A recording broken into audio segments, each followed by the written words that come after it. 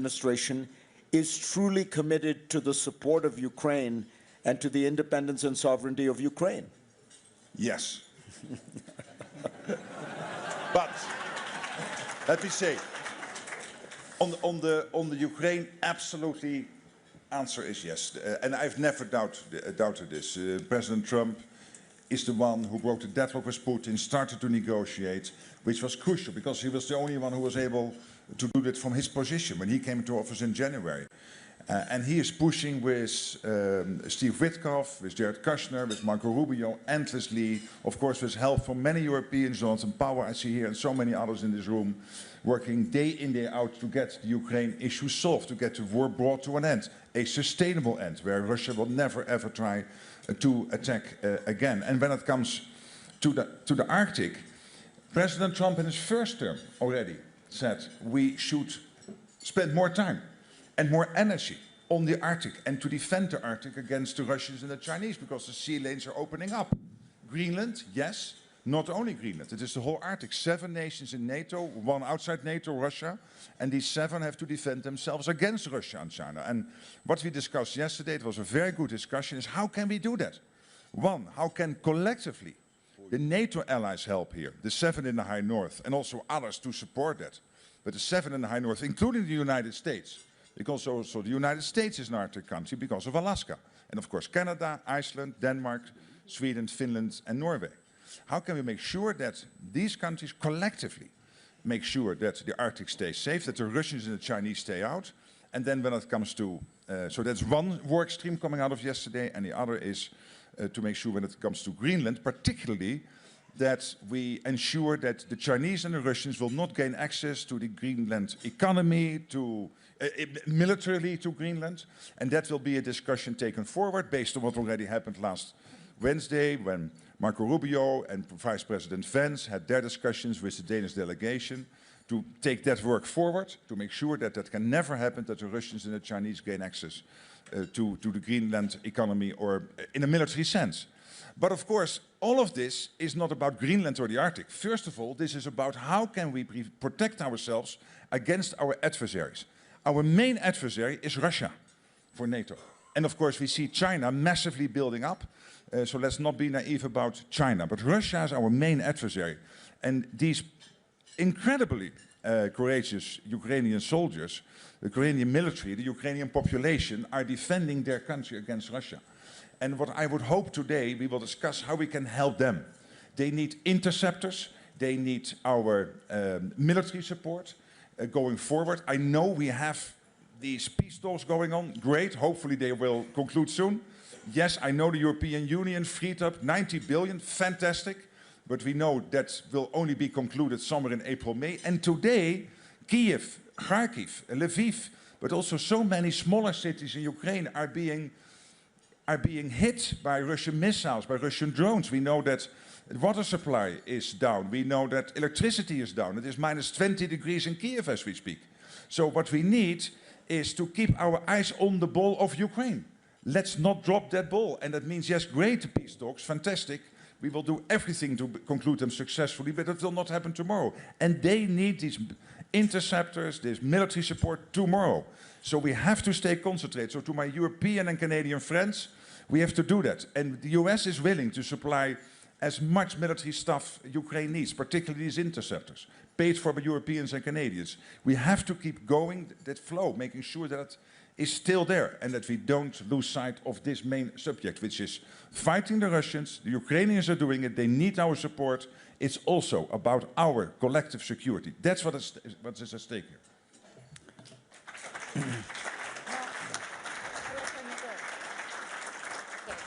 How do I turn this on?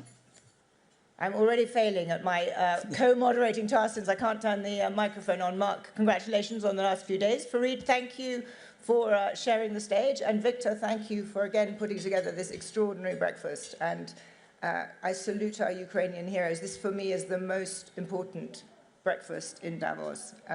And I'm delighted to be here. Alexander Stubb, President Stubb, I wanted to turn to you and ask you, how do we actually get to the next stage that Mark Rutte has mentioned and to what Larry Fink just called the resolute peace and security that Ukraine needs? What are the next steps, and how do we get Russia to the table? Sure. Thanks a lot, Zani, and thanks, Victor, for the invitation, and thank you to all Ukrainian soldiers for what you do for protecting Europe. Before I begin, let me just gently remind on the Arctic question that NATO was just expanded with a country that has 1 million individuals trained in Arctic conditions, and that country is Finland. So I think we can do a lot on Arctic security. Now, my 2 points, one on the peace process and the second one on the narrative of the war. On the peace process, I think we are in a good place in the sense that the United States, Ukraine, and Europe, or more specifically the coalition of the willing, is on the same page. Ever since Jared Kushner came in with the help of the work of Jonathan Powell and many others, we're now in a concrete stage where we're looking at somewhere between 5+2 documents which have to do with security guarantees, the prosperity package which Larry has been working on, a sequencing document, and many others, and the 20-point plan, of course. I think on this particular situation, we're going to be in a position whereby we have full agreement between Ukraine, the United States, and Europe on what I would consider to be a good package, which has, I think, the elements for a lasting peace. But here's where I come to my second point, and that is that I'm not convinced that Russia will approve this. And this is the worry that I have, and that's why I fully agree with Mark that this is not over. Right now, what we need to do is to focus on the today and the near future and how we can provide and sustain and help Ukraine. Now, on the narrative of the war, this is something that I'm a little bit baffled, both in the international discourse and perhaps in some of the things that we hear also coming from the United States. Let's make this clear. Putin has failed in every and each one of his strategic aims. Number one, he wanted to take over Ukraine and make it Russian. He failed. He will not take over Ukraine, and Ukraine will become a member of the European Union.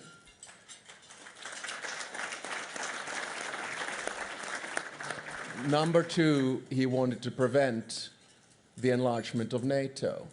He got 2 substantive military powers into the alliance and doubled his border with the alliance because Finland joined. Number 3, he wanted to project power around the world and in the region. Look what's going on in Central Asia. Look what's going on in the Southern Caucasus. Look what's going on in Iran. Look what's going on in Syria. Look what's going on in Venezuela. It's not exactly a success story from the perspective of the Kremlin. My final point is to say, from a military perspective, there seems to be this narrative that Russia is winning. I fundamentally disagree. In the past 1,000 days, Russia has advanced a maximum of 1 percentage point of Ukrainian territory. Today, the cost of that is 1,000 dead soldiers per day. That's 30,000 roughly per month. And this is dead, not only wounded, and on the Russian side. In Afghanistan, in 10 years, 20,000 Russian soldiers died. On top of that, the Russian economy is suffering. There's zero growth, no more reserves. If inflation rates continue to multiply on the level at which they have been this year, that will be 30% of inflation this year. Add to that 16% interest rates. I don't think that the argument that Russia does not want to end the war because it believes that it can advance holds. I think the argument that Russia does not want to end this war because it is too expensive for Putin to end. He will not be able to pay the Russian soldiers. So the big dilemma that we right now have is that how can we force Russia to end this war? And there are only 2 things that we can do. 1, continue to provide Ukraine with everything it's possible, and 2, put more economic pressure on Russia. And then we will see that Ukraine will have won this war at the end of the day. Thank you.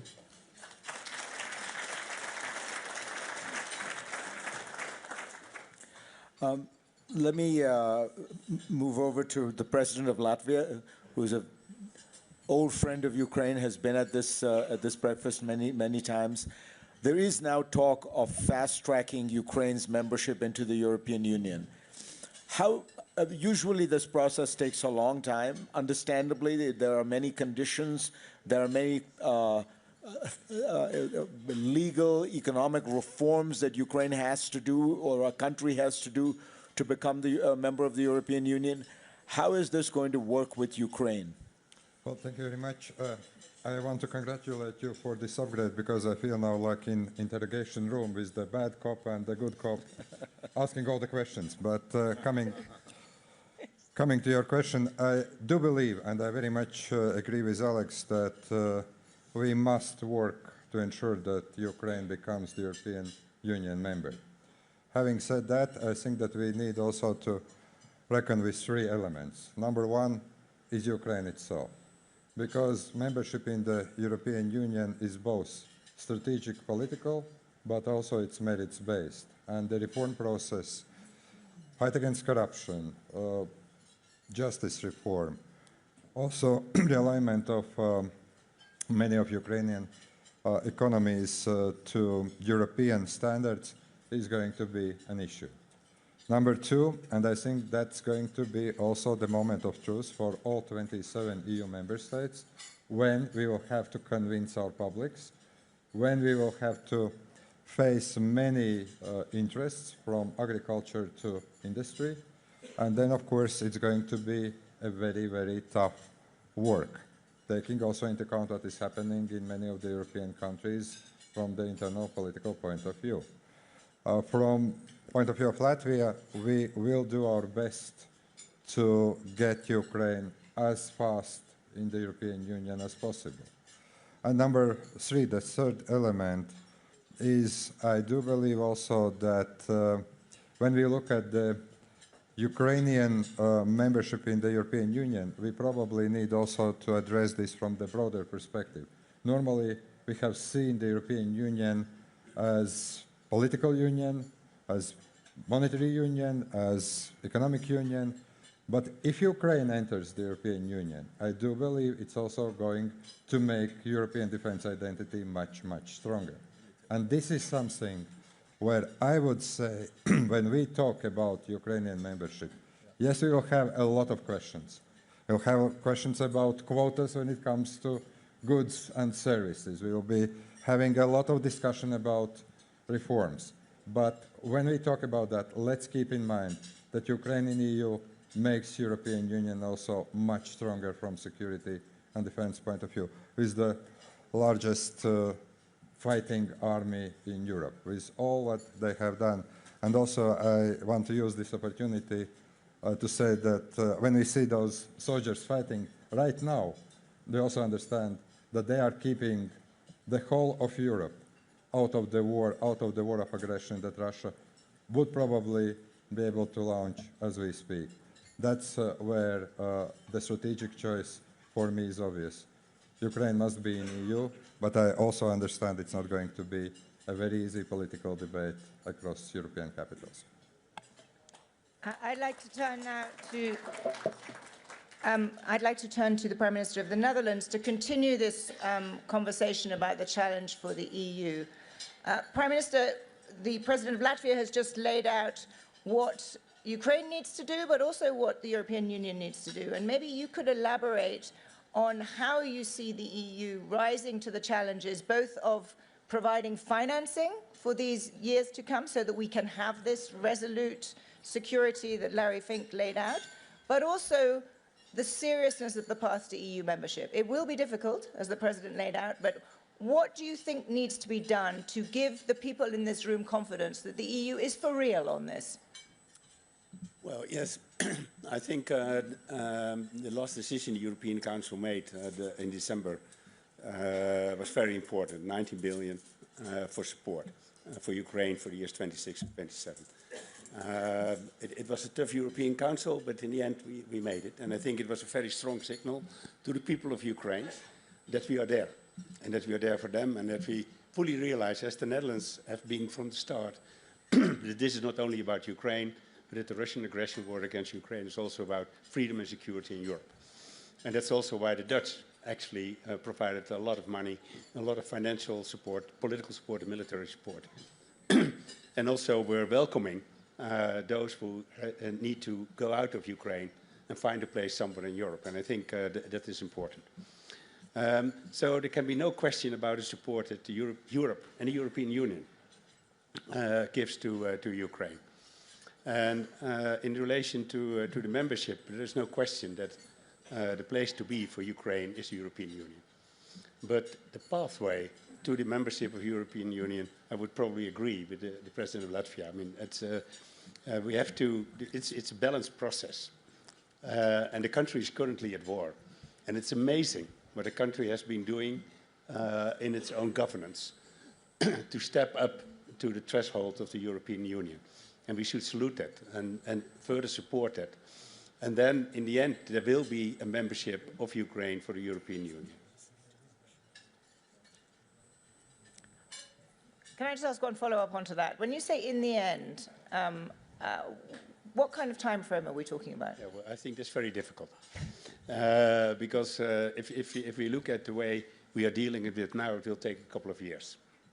We have to be honest about that. Because we don't want to bring the European Union itself unstabilized when a country comes in too quickly. So we have to find ways to make very clear that the European Union is the end station for Ukraine. It's the home for Ukraine.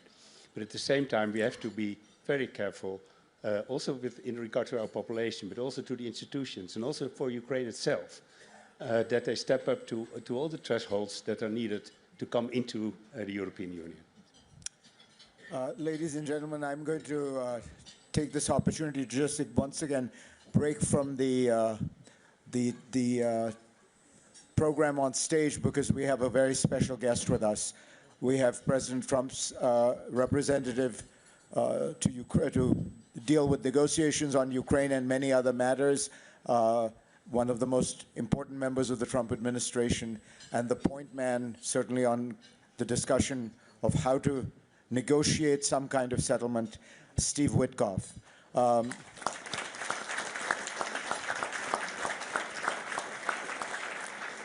Can I get you, Steve, to tell us a little bit about the progress of the talks and how close you think we are to a deal? Sure. First of all, thank you. Kellyanne, thanks for having me. You can't say no to Kellyanne. She asked me last night to be here, but it's an easy one because I have many friends here, including my new friend David. First of all, thank you. I think we've made a lot of progress. I think in the beginning of this process, there was a little bit of confusion. I was going to Moscow quite a bit, but I think it was important that we go there because we're at the end now, and I actually am optimistic. I spent the evening with David last night, with General Budanov, who's now Vice President Budanov, and Rustem. They've been amazing, by the way. To the Ukrainian people here, you have an amazing negotiating team. We spent a lot of time together. I don't know how much, but it could be 100 hours together since Geneva. It's literally that comprehensive. And I think we've got it down to one issue, and we have discussed iterations of that issue, and that means it's solvable. So if both sides want to solve this, we're going to get it solved. That's my view. And I told the president that last night. And last night, Mark, I think, and it informs on this, the president sent out the tweet. We had a great meeting about NATO, about the European-American alliance, which informs on this conflict too, I think, as we discussed.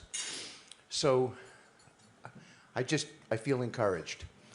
David, you're great to work with. And Rustem, and by the way, I want to mention President Zelensky because he's been on this issue. He's available, he's accessible. Whenever there's a need to call him to get a steer, we get on the phone with him. And of course, as everyone knows with President Trump, just as he said yesterday, Mark, with you, when we were talking about direct negotiations, he said, well, can I handle the negotiation directly? Would love to, right? So the president is always accessible as well, just the way he is. So we're off to Moscow tonight. We're not staying over. We're going right to Abu Dhabi. That's an important data point because in Abu Dhabi will be the working groups, military to military, prosperity. Jared and I talk all the time about the importance of prosperity, and of course we have what I would regard as the best-in-class prosperity advisor on the team, and that's Larry Fink. Yes. And Larry was good enough to volunteer for the job. I volunteered for the last 11 months, so why shouldn't Larry volunteer? And Jared as well, by the way. He's now a volunteer as well. President Trump is very good at saving money, David, okay? He gets us all for free. And you do too now. So, but prosperity is really big. All night long, we spent at dinner last night talking about the upward trajectory for the Ukrainian economy and financial system. Capital markets, the jobs. The president has talked about a tariff-free zone from Ukraine that I think would be game-changing. You'll see industry move into that area in a huge way. Imagine you get to outcompete because you're not paying tariffs and sending goods into the United States. So there's some huge things that we've talked about that the Ukrainian people deserve because they have been so courageous in this fight. And they're under some real difficult conditions today. And I am completely empathetic on behalf of the president and our administration to that. And that's part of why we're going to Moscow, to have that discussion about how we end this thing and how we make it better for your people. So with that, I'll turn it back to the panel, and I'll thank you for allowing me to be here today and make some remarks. And I want you to know that this is the most important endeavor that Jared and I have. We are tasked with doing everything possible to get this solved, and with the president's indomitable spirit and President Zelensky's indomitable spirit, because I'm pretty sure that he feels as President Trump does, this is time to end this. I think we're going to get it done. So thank you. Thank you.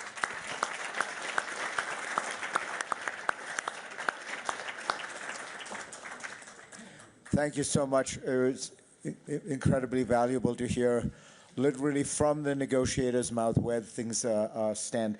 Let me go next to the Prime Minister of Belgium. One of the ways that Europe can demonstrate that it is serious about confronting the challenge from Russia would be, it would seem to me, confiscating Russian sovereign assets. This is an easy demonstration of European will. It does set a precedent, there's no question, and it feels to me that the precedent it sets is if you ruthlessly and aggressively invade your neighbor, violate international law, and commit war crimes, your money is now not safe. Why is that not happening? You know I asked this because the government of Belgium has had a somewhat complicated stance on this issue. So now I know why you invited me. It's a very nice question. It's of course a very sensitive topic. I think first and foremost I want to say it's Europe's obligation to finance Ukraine, and we did. Europe will never win beauty prizes for the way it takes decisions, but at the end of the day there is a result, 90 billion to finance Ukraine this year and next year. So we got a solution. It went unnoticed, but we also decided that the Russian central bank money, the immobilized assets, not the frozen assets, the immobilized assets, most of which are in Belgium, in the clearinghouse Euroclear, are immobilized for an indefinite period. This is a very important decision, because of course you cannot just take somebody's money. We're not at war with Russia. Europe is not at war with Russia. You cannot simply confiscate money. That is an act of war. You shouldn't underestimate it. It has never happened in history.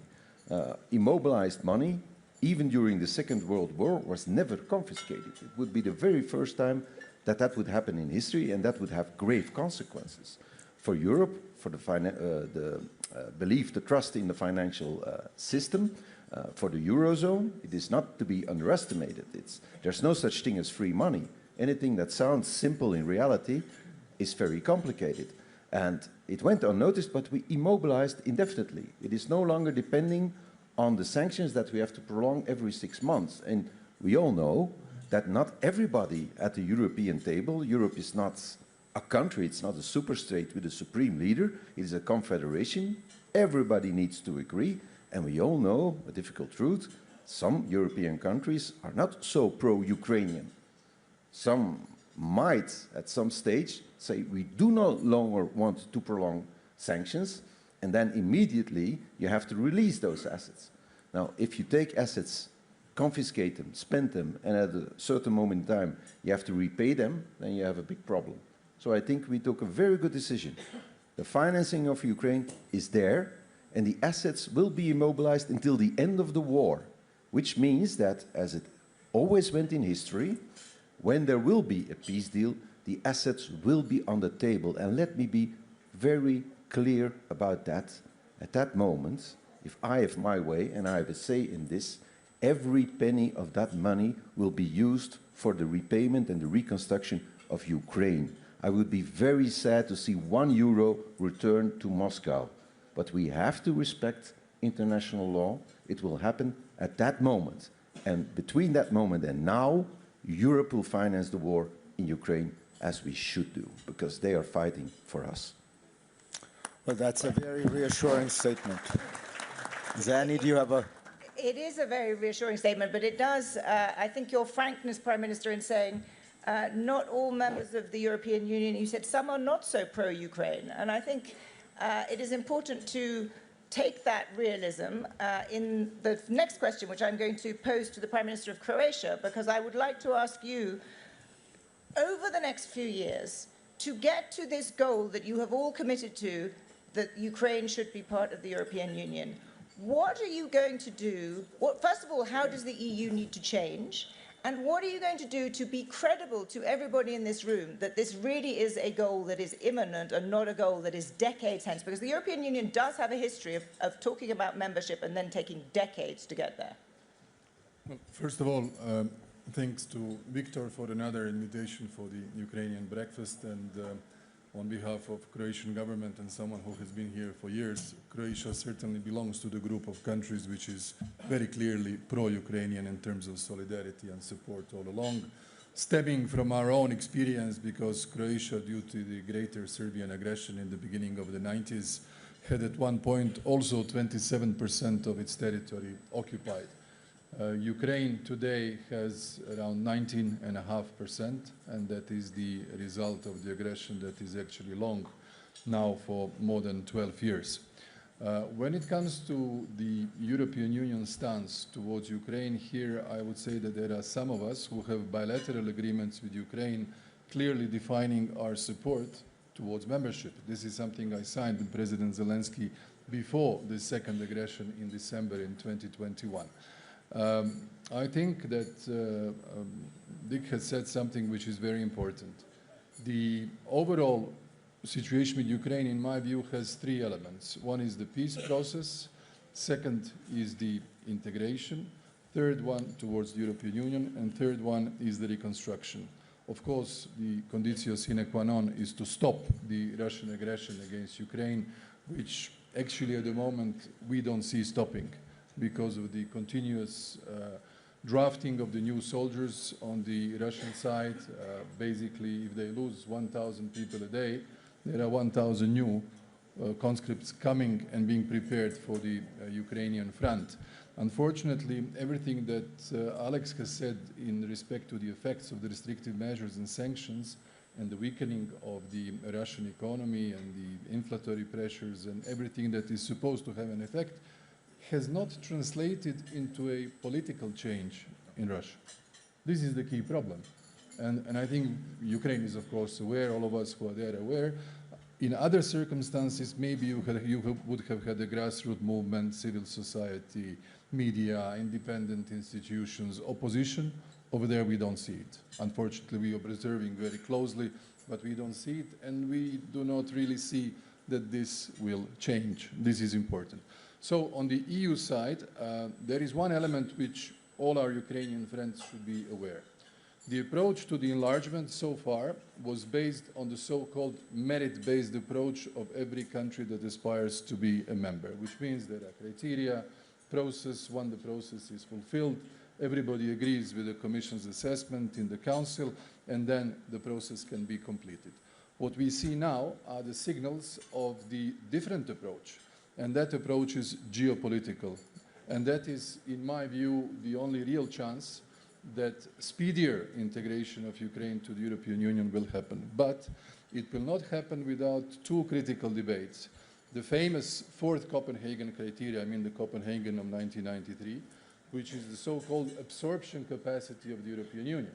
And the absorption capacity in terms of Ukrainian membership means impact on budget, impact on key policies such as agriculture, cohesion, and most of all, the decision-making process. This will have to be combined in a way so that we deliver.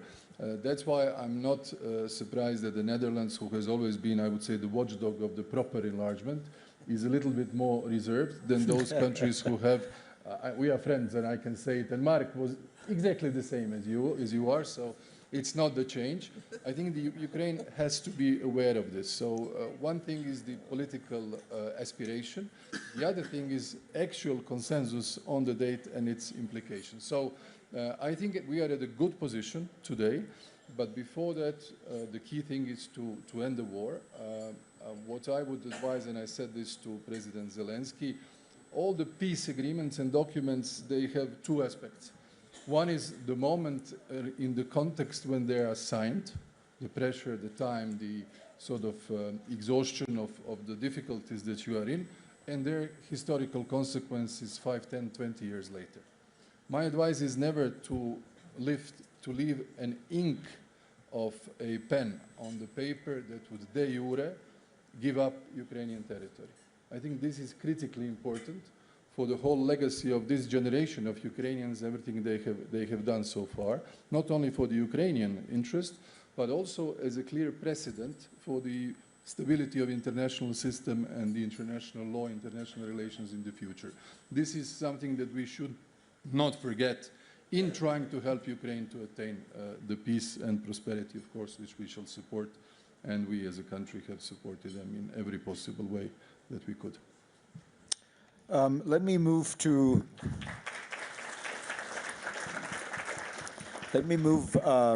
a Ukrainian a friend, the Deputy Prime Minister of Ukraine, Taras Kachka.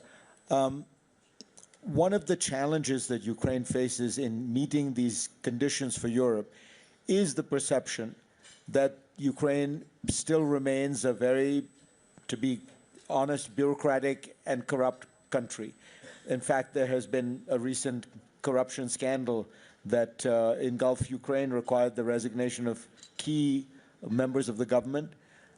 What do you think Ukraine can do that will assure Europe and the international community that it is actually engaging in the kind of deep structural reforms, almost a reconstruction of its government that would be required to genuinely qualify for European Union membership? Thank you for this question that addressed to the most bureaucratic-looking member of Ukrainian cabinet. You are not, by far. I think that first you see that how the project of bringing prosperity to Ukraine is complex, since we need 7+ speakers to explain all dimensions. And so I will concentrate on your questions, but I agree with majority of what was said, and I think that it's important to understand where we are, not only on what we need to do, but where we are in our position, so that all our partners want predictability, trust, rule of law. We also want predictability in security guarantee, in financial support, and predictability in accession to the EU. So we need to agree that we are in consent with merit-based approach to EU accession, but we want your commitment to accept us by certain date, so that it will not happen somewhere in uncertainty. And if we are talking about complex figures, we need to find a solution how to bring Ukraine to the EU and provide free tariffs for certain territories to export to the United States. however complex it is in EU trade law, yeah. But let's talk about rule of law and corruption, where I think that we need to be conscious that we are in the, let's say, final and the most complex stage of structural transformation that lasted since 2015 or 2014. So we, thanks to the current parliament and MPs, we have independent and very functional anti-corruption framework. And the figures for last year, so that's just like, I will quote as a bureaucrat, yeah, so that's, so NABU has started 737 cases last year. So it has special anti-corruption prosecution made 124 indictments against 280 persons in Ukraine. And courts issued 93 sentences against 130 persons. So it is there. And in my opinion, since I actually presented the resignation of these two ministers in parliament, is that every discovered case in Ukraine is a win because we are getting cleaner. And yes, indeed, we still have some, let's say, echoes of the July events. Yeah, so indeed, it was a mistake. And we all made a lot of mistakes. For example, we non-providing to Ukraine Taurus or Tomahawks. But we fixed our mistake. And the question whether other mistakes are fixed. We still have a lot of indecisiveness among our partners. And that's why we really committed to do the things, and we highlighted this in papers on prosperity, that we committed to all reforms within the EU accession. We are saying that we want merit-based accession, and tomorrow I will report to member states on our success and so on. But we need to spend this year not yelling about complexities, not to lecture each other, but to close in all these things, to close the peace deal, to advance on the EU accession, on prosperity things, and next year to celebrate, maybe celebrate accession to the EU, even if it sounds fantastic. Thank you.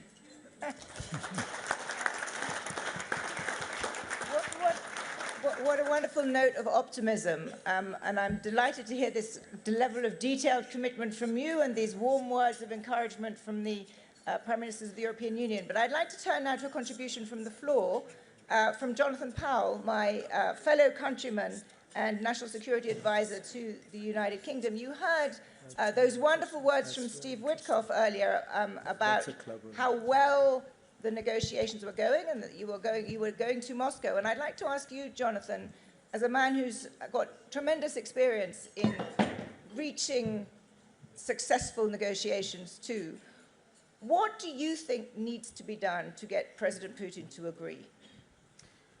Thanks, Annie, and thank you very much, Victor, for arranging this breakfast. I had the pleasure of meeting these soldiers from Ukraine yesterday, and I would pay tribute not just to their heroism, but also to the suffering that some of them have been through as prisoners of war and the brutal treatment they've had from the Russians in those circumstances.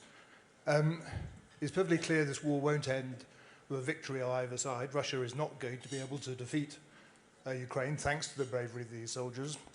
Ukraine will not be able to reclaim its territory by physical force, so there have to be negotiations.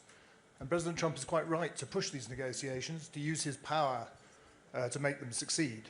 And we have made a lot of progress on our side. Steve, Jared, together with the Ukrainian negotiators and Europeans, have agreed a whole range of things, from security guarantees, prosperity, which Larry Fink is working on.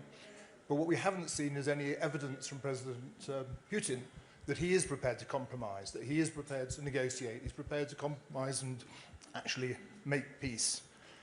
I think the only thing, having watched President Putin for 25 years, is that he's very indecisive. He finds it very hard to reach a decision. He's a judo player. He keeps his options open. So I think what we have to do is apply pressure to President Putin, financial pressure, military pressure, and have a deadline where he has to make a decision.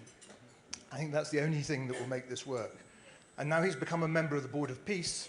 I hope he can actually live up to his new role and deliver that peace by engaging seriously. The only other thing I would say is that, having worked on a very large number of both successful and failed peace processes, is they always take a lot longer than you expect. That's one rule for all of them. So I think we should be patient. This won't be solved tomorrow. It's important to push, as Steve is doing, but it doesn't happen immediately. We have to remain committed to it. And most of all, we have to find a way of Putin seriously engaging. And no doubt Steve, given his remarkable abilities, will achieve that tomorrow in Moscow before going on to the Emirates. Thanks.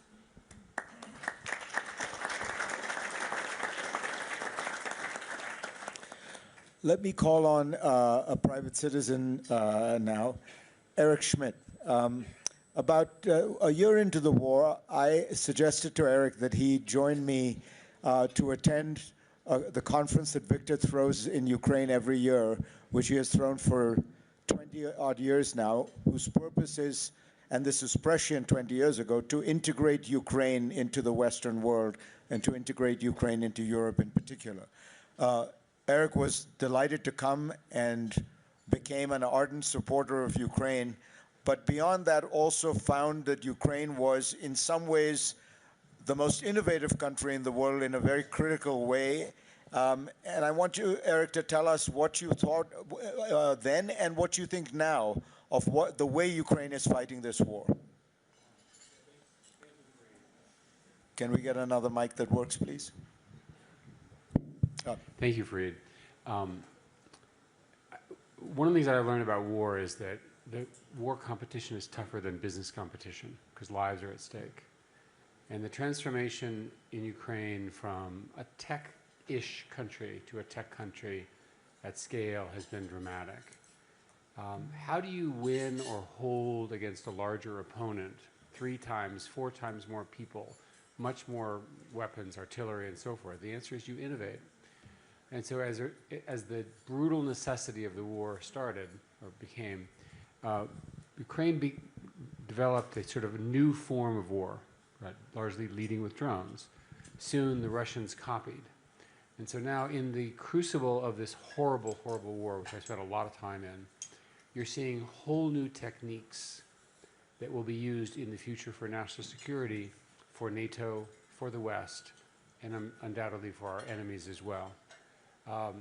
I've come to the view that war is actually going to completely reverse, and that the way you do war and the way you do national security will start with robots in the form of drones, air, land, and sea, and so forth. It is my absolute conviction that when this war is over, that Ukraine will become one of the largest suppliers of this new form of war, new form of defense, because the people are really that good. Yeah. And by the way, having spent a lot of time with these people, you cannot imagine the courage of the people at this table. Thank you very much.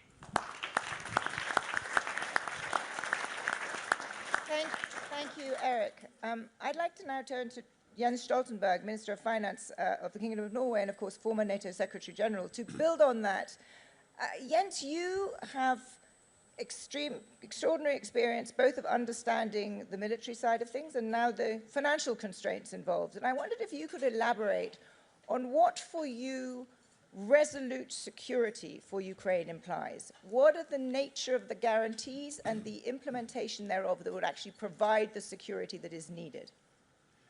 Thank you so much, Sani, and many thanks to Victor for hosting this very important event, and again, many thanks to the Ukrainian soldiers. Well, I think what it holds is that we need to not only agree among ourselves on a platform for peace in Ukraine, but we need to do something which is more difficult, and that is to find a way to agree with President Putin. And I met President Putin for the first time in year 2000. He was a newly elected president of Russia.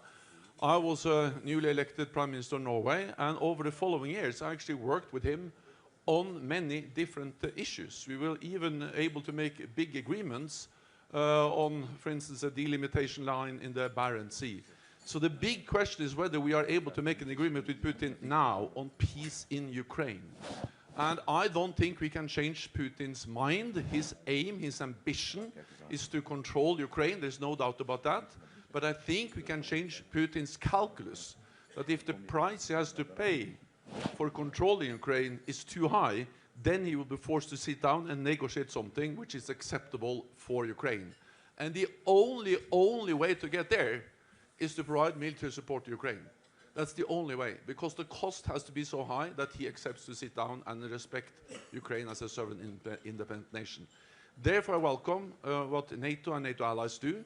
NATO is playing a more important role in coordinating support, thanks to Mark. But I also, of course, know that the only way NATO can, and NATO allies and Western countries can provide support to Ukraine is that individual allies provide that support to Ukraine. And I moved from my position in Brussels to a job I had 30 years ago, being Minister of Finance in Norway. Most people move forward, I will move backwards. But I'm proud that the first decision I was part of, the first bill I put forward to the Parliament, was to triple Norway's financial support to Ukraine. Meaning that we now provide $8.5 billion yearly, last year and this year. We are less than 6 million people, but we need to step up. More support to Ukraine is the only way to facilitate a negotiated solution and to end the war. And that's why this is so important. Thank you. Thanks.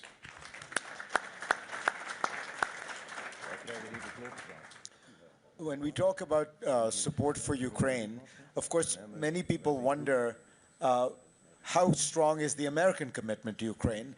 And American government still in the Constitution has 3 branches of government, and we have a very distinguished representative from the first branch of government, Congress.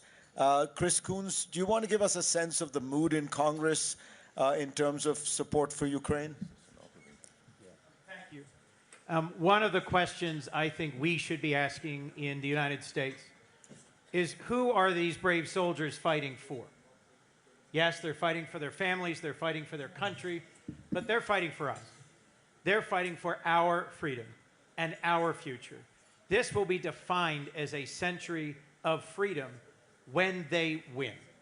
And the United States should be absolutely clear that we will provide uninterrupted, robust intelligence support, military support, and financial support to the cause of Ukraine. I'm here with a bipartisan delegation, Senators Tillis and Murkowski, Senator Graham, who has been furiously texting with me. Don't give him your number if you want to sleep. He is relentless. And I just want to briefly say, many of you know that there is unfinished work in the United States Congress. Next week, we will pass the Defense Appropriations Bill. I'm the senior Democrat on defense and intelligence appropriations. And it will include funding for Ukraine, for U.S. assistance directly to Ukraine, which I believe is an important public signal, hundreds of millions of dollars. But we also need to be prepared to ratify a strong security guarantee. So if we can do what has to be done next and get Putin to the table and provide the pressure on him and on all those who are buying his oil, we can conclude this war. So we need to be insistent and courageous and determined as politicians, every bit as much as these men and women who have served and sacrificed are. And we must be clear-eyed that the issues discussed, admission to the EU, access to frozen funds, sustained reform within Ukraine, incredible innovation that is transforming the future of conflict, can and should be met, as Steve mentioned, by tariff-free access to the United States markets and with a persistent and sustained, not just cautious, not just hesitant, but celebratory support of the fight for freedom that these Ukrainians have dedicated their lives and hearts to. Thank you.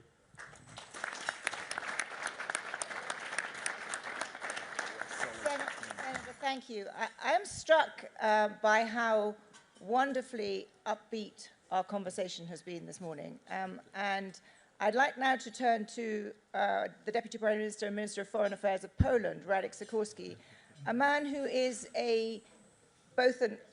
has been a powerful voice and a powerful supporter and indeed proponent of the debate around Ukraine for many years, actually. And you've been very far-sighted in seeing the dangers of President Putin and the risks. I'd like to ask you for your sort of sober assessment, not just celebrating the progress that has been made, but what worries you most?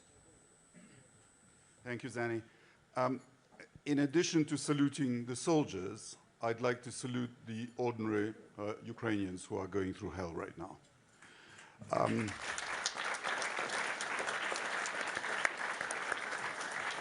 A large proportion of the people of Ukraine live in the type of communist-era housing estates on which I was brought up in communist Poland. And they depend for heat and electricity on these area heating plants. And when the heat and electricity don't come through, you actually have to drain water from the radiators, and then these housing estates become almost unlivable. And you now have an exodus of population from the major population centers, including Kiev. And it's a real danger to Ukraine. These people did nothing to deserve this. Deliberately targeting civilian infrastructure is a war crime. Vladimir Putin is no man of peace. I was very cheered to hear Mr. Witkoff's assessment that we might be close to a deal, and I hope he's right. In the spirit of President Trump's hyper-realism, I'd like to just say what Europe's cards in this are. So last year, we financed not just the war, but also the functioning of the Ukrainian state. The biggest sanction on Russia is the denial of the European market to Russian oil and gas. We have sanctioned the clunker fleet. We have, as the Prime Minister of Belgium said, we have now permanently blocked the Russian assets. We have pledged 90 billion euros to sustain Ukraine for this year and next. We will be providing the majority of funds for Ukraine's reconstruction. We will take some risks in admitting Ukraine into the EU, and it is our security that is at stake. Poland is actually the only NATO and EU country that borders both on Russia and Ukraine. So these are our cards, and here's my one suggestion and one worry. The worry is that if Ukraine doesn't end up within defensible borders as a result of the deal that I hope comes, we will be planting the seeds of the next war. And my final suggestion is that to get to a fair deal, you have to put pressure not on the victim of aggression, but on the aggressor. Thank you very much.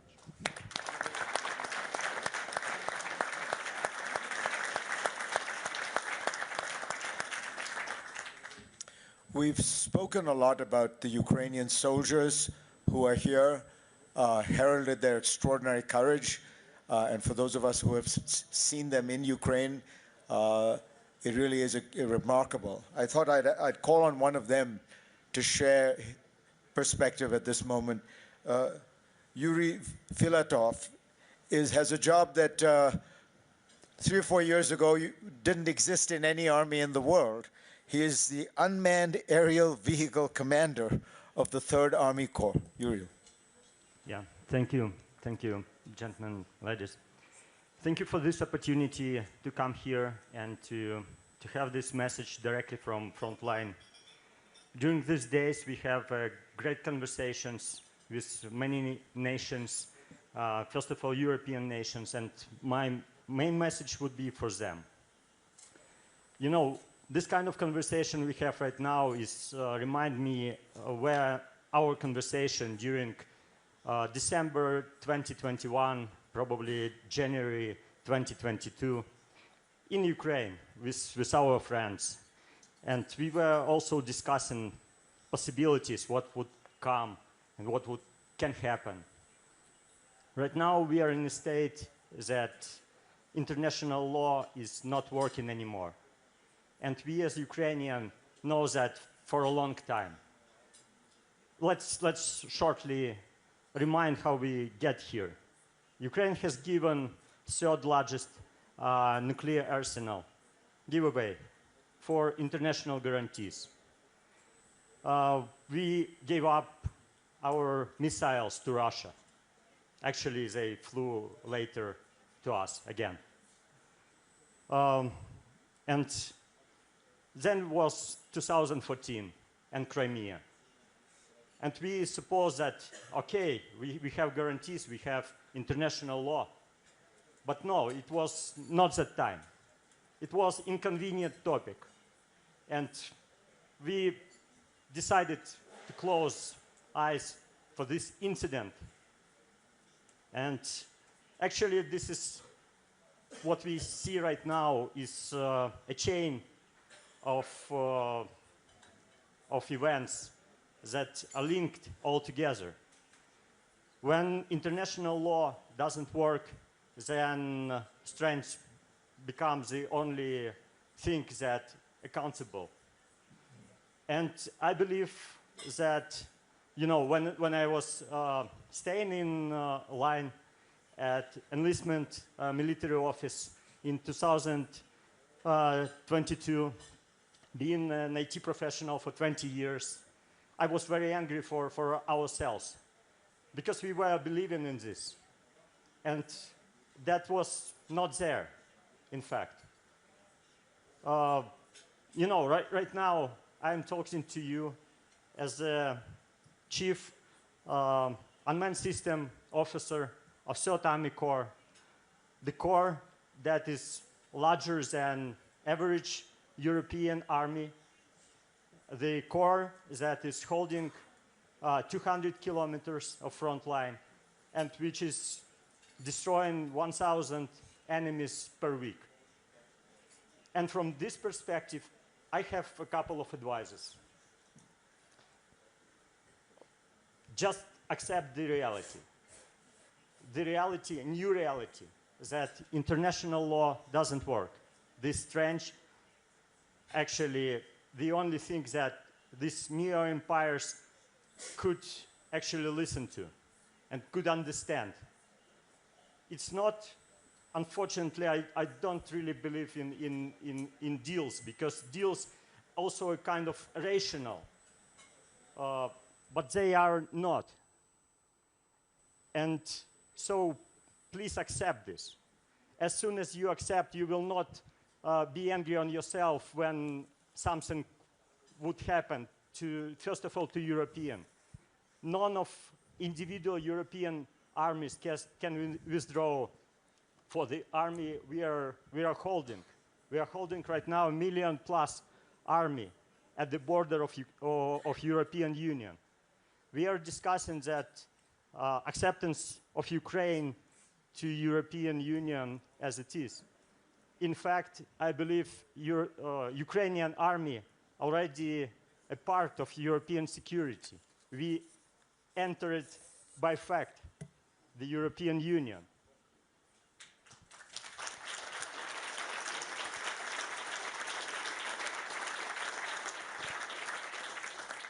Thank you. So please be united. United Europe should unite all together, and be strong, because only that matters for Putin's new empire. Thank you.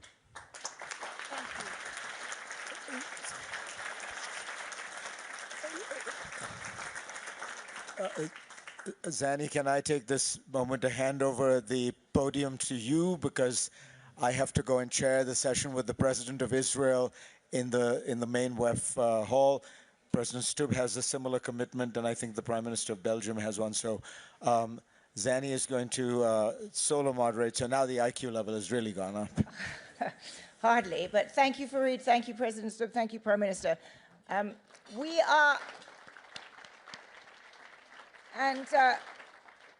you, Yuri Filatov, for that very powerful intervention, and indeed extremely powerful point. Ukraine is already protecting European security. I think that is something absolutely essential for us to know. We've been honored to be joined by 2 more US senators, Senator Murkowski and Senator Tillis.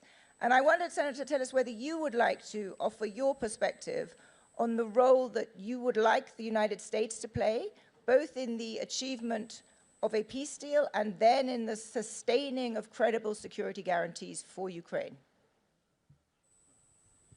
Thank you. Good morning. I'm Tom Tillis, Senator from North Carolina. Some of you may not know about North Carolina, but one of the reasons, and actually if I speak about the military service members here, if I shed a tear, it's a tear of gratitude. But we're the home of the Global Response Force. When the President has an emergency somewhere around the world, it's the 82nd Airborne from Fort Bragg that leave and literally can take a city and deploy it anywhere in the world within 96 hours. Down the road from there, we're the home to half of the Marine Corps at Camp Lejeune. I can tell you, gentlemen and ladies of the Ukrainian Army, we are in awe of your courage and what you've done on the battlefield. Will you please stand and let all of us give you a warm round of applause? Please stand.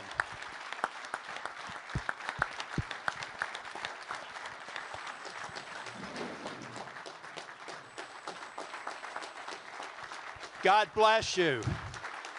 God bless your families. And God bless Ukraine. I ran from the other end of Davos to make sure that I could get here, and if I did nothing more, thank you. I was in Kyiv. I was at the Munich Security Conference last year. And then I left there, went to Poland, took the train to Kyiv. And I went out to Bucha. And I think a number of people in the United States and many people who are negotiating this peace need to understand what happened there. I live in Charlotte, North Carolina. I live about the same distance from downtown Charlotte as Bucha is from Kyiv.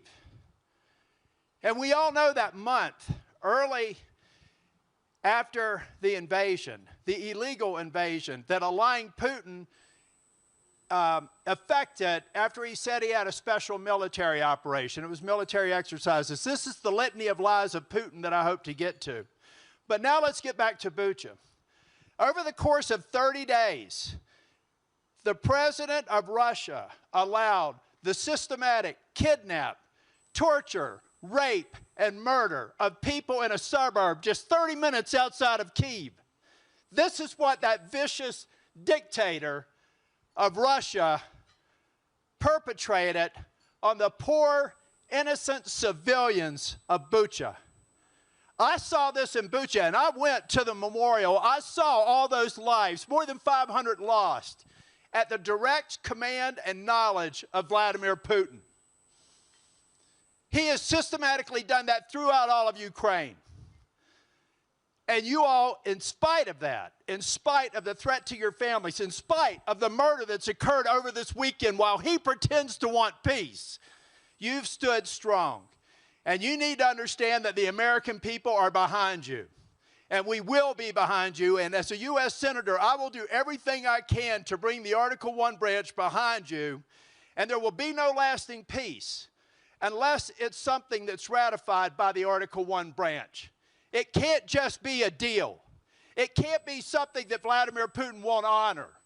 It has to be something that has the binding force of a treaty and subject to the Article 1 branch.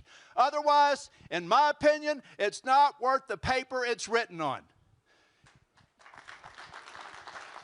Vladimir Putin is a liar. Ukraine stands in the breach. After the Munich Security Conference this year, I'll be traveling to Moldova. Thank God, in spite of Russia's attempts to steal that election, democracy won. And this poor country, which incidentally has North Carolina National Guard stationed there, is still hoping that we succeed in Ukraine so that Putin will not continue his march through Moldova. The West Balkans had tried to reestablish the Russian Empire. This is unacceptable. And it's as big a threat to the United States as it is to Europe. For anybody who thinks we have a big ocean that protects us, they don't understand history. They don't understand that Xi Jinping is cheering on Vladimir Putin and hoping that the West makes a mistake. But ladies and gentlemen, we have an opportunity to turn the tide. We have an opportunity to end Putin's ambitions. We have an opportunity to free the Russian people ultimately and have them live in a family of democracies. But in the meantime, our family, the family of democracies in NATO, have to stand strong, and the United States has to unequivocally commit to NATO in its current form and build on it. This is the most important treaty organization in the history of the world. It's a reason why we've had the level of peace that we have had over the last 80 years. And if we want to continue that peace, if we want to continue prosperity, and if we want to continue to spread democracy throughout the world, America must lead. And I'm here to help you, and once again, I want to thank you for your courage. I want to thank you for overnight becoming the most powerful army in Europe. I don't know how you do it, but every night I pray for you, and every night I will pray for you until Ukraine is free. Thank you.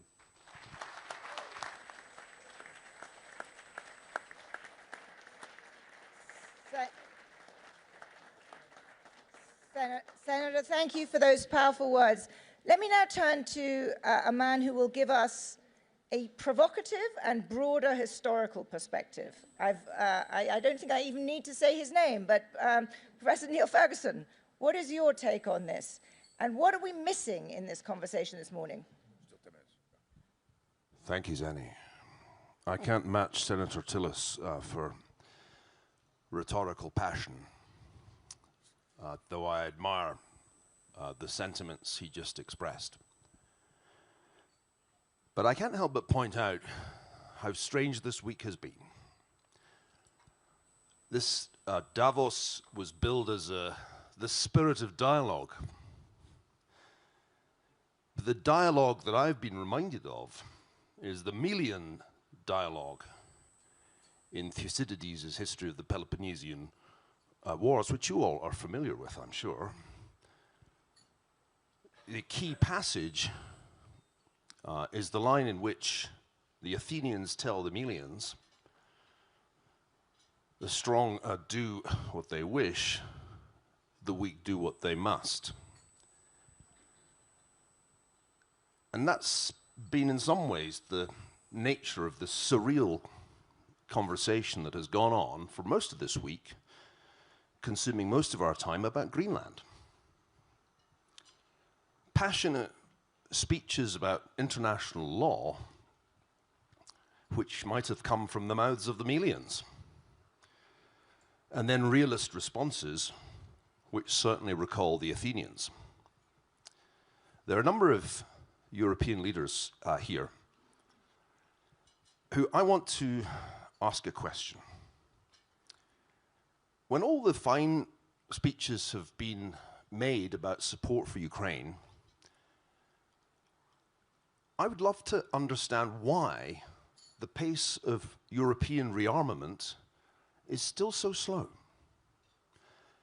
Because it's one thing to commit to increase your defense spending to 3% or even 5% of GDP. It's another to actually do something, to procure the weapons, to modernize the defense forces of Europe.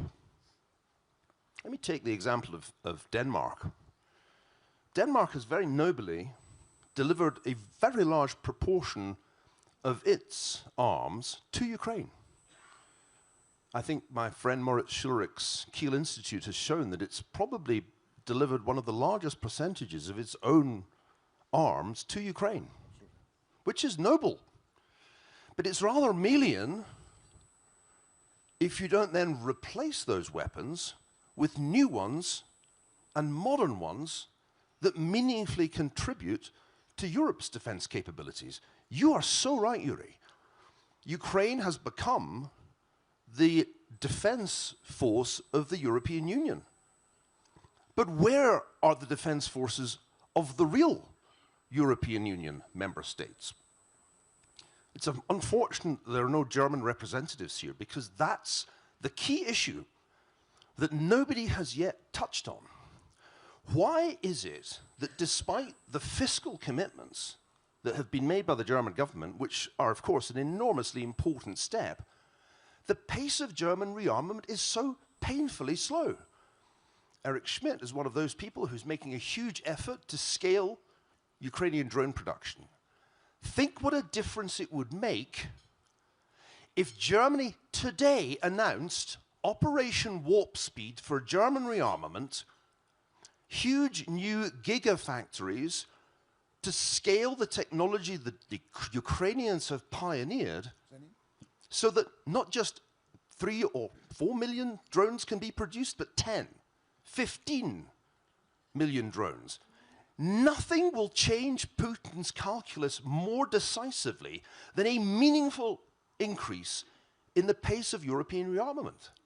Speeches at Davos aren't going to do it, folks, no matter how passionate they are. But real and meaningful German rearmament, and I'll say also European rearmament, that's another matter. So I would urge my European friends, be a little less Melian and a bit more Athenian, and let's send a signal that no Russian dictator will ever, ever be able to misunderstand because of your actions, President Putin. You have required, necessitated something that the Germans hoped they would not have to do. And that is a very rapid rearmament, which I hope will lead a general European rearmament. If any of my European friends would like to comment on this, I would very much like to hear what they are doing to bring about Operation Warp Speed and a meaningful European military response to the Russian threat. Thanks very much. Thank you. Thank you, Neil. Your European friends are indeed itching to comment on this. Mark Rutte is practically jumping out of his chair. Mark, the floor is yours. No, but thanks for the challenge. Of course, I speak for NATO, and NATO is 50% US, and the other 50% are the other 31 allies. But amongst them, of course, outside, next to Canada, we have 30 allies in Europe. I agree with your speech when it would be about weapons delivered to Ukraine. I agree what you said about Denmark, and that they have delivered huge amounts of weapons to Ukraine, and many other countries also did. But it's not sustainable in the way it's going on now, because too many countries are not doing enough. There I would agree with your speech. I do not agree with your speech when it comes to the rearmament of Europe, and particularly not Germany.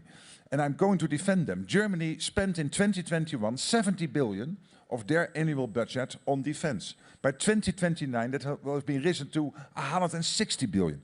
I opened a factory in Unterlüß in Germany, which is a factory providing with ammunition, 155 caliber.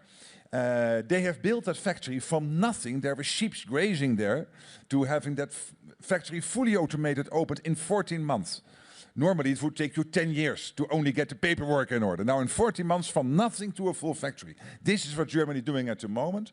They will massively grow their armed forces. And this is not only Germany, this is many countries. So I agree with you when it comes to support for Ukraine. It has to be more spread. It cannot only be dependent on Norway, the Netherlands, Canada, Denmark, Germany, and a couple of other countries. There we need to have the burden sharing. But when it comes to the rearmament, I think what you said is right. We have to do it, but it is happening, and that's the good news. Prime Minister, you wanted also to add a comment. Just a short comment, and with a lot of appreciation for Niall and his thoughts and the comparison with the ancient Greek times. I think we have to be aware of one simple thing. One is to be a country at war, and the other one is to be covered under the umbrella of collective security in peace. I'll tell you an example of a small country. We are looking forward for 800,000 men in Ukraine under arms after the peace deal. Croatia is a country of 4 million. During the time of the Greater Serbian aggression and the occupation of our territories between 91 and 95, at the moment when the Croatian military forces liberated three-quarters of at the time occupied territories, we had 200,000 men under arms, country of 4 million. And we did it in a speedy manner of 4 days. 4 days. Plus, under the arms embargo. For years, not a single bullet was bought legally. It was all smuggled. More expensive, more difficult, and still managed. That's why the Croatian, unfortunately, unique experience on the European continent is so worthy for Ukraine, especially the part of the peaceful reintegration of the occupied territories which happened in '98. And today, to give you an example, Mark was just in Zagreb last week. We are now undergoing a huge transition from the Eastern military technology to the Western one. And I don't want to enumerate everything that we have done, but we have new European, French fighter jets. new German tanks coming, all sorts of American military equipment, helicopters, plus our own FPV drone production. One small company now became one of the important partners for Ukrainian military companies in assuring that there are enough FPV drones in Ukraine. So I think this is happening. Maybe it's not well emancipated, but it is happening. And, you know, depending on the size of the country, one can only do so much. And my final point, we really are fully aware of the suffering of the Ukrainian people. Our electricity companies, together with the Ukrainian electricity companies, we are now providing necessary equipment which was destroyed and is the one that was used in Ukraine before, and we still have it. So we want to help you to go along through this big suffering during the winter, and a lot of respect to the Ukrainian soldiers and gratefulness for everything you have done for your country and for the freedom of Europe. Thank you. I have a very long list of people who would like to speak, but I also see that it is 9 o'clock and you all have other engagements to go to. What I would propose is that I think we should end this breakfast by hearing from one more of the Ukrainian heroes. That is what this is ultimately about. So I'd like, if they're still here, to call on Alexei and Nulia. Are you here? And could you give us, to conclude, your assessment of the stakes? What are you fighting for? What are the stakes? What do we all need to leave this breakfast knowing? And Alexei will be speaking in Ukrainian, I think.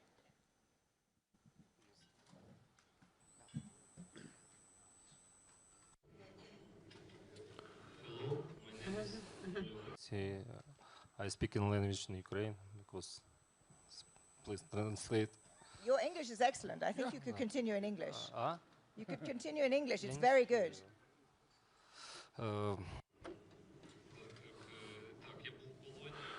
I was in captivity, and I can tell you that all abstract ideas disappear there. There's no geopolitics in captivity. There's no any long-term planning in captivity. But it is very clear, a message from Russia in captivity, what is freedom? Freedom is not a word on the slide. It's a possibility to say no despite the torture, act despite the prohibition, the possibility to say truth and not being killed for that. When I came back to Ukraine, I had a clear understanding that the true solution, I had a clear decision that solutions can have the power and force only when there is a real price paid for that. When I saw my mother who became a widow, my children who didn't recognize me, I saw that my brothers and sisters in arms are making an everyday choice to be free without knowing what will come tomorrow. Therefore, I can see that you're well versed in geopolitics. You have a strategy and you're doing everything you can for the security, and I'm pleased to hear that some things are being called as they really are. Our path in life, our experience, therefore, is not about the pain.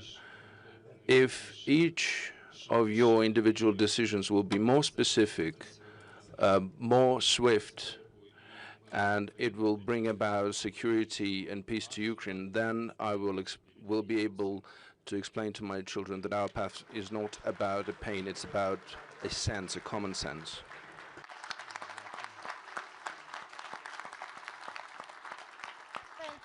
Thank you so much. Those were powerful words with which to end on. Thank you to all of you for being here. Thank you, Victor, for once again bringing us all together.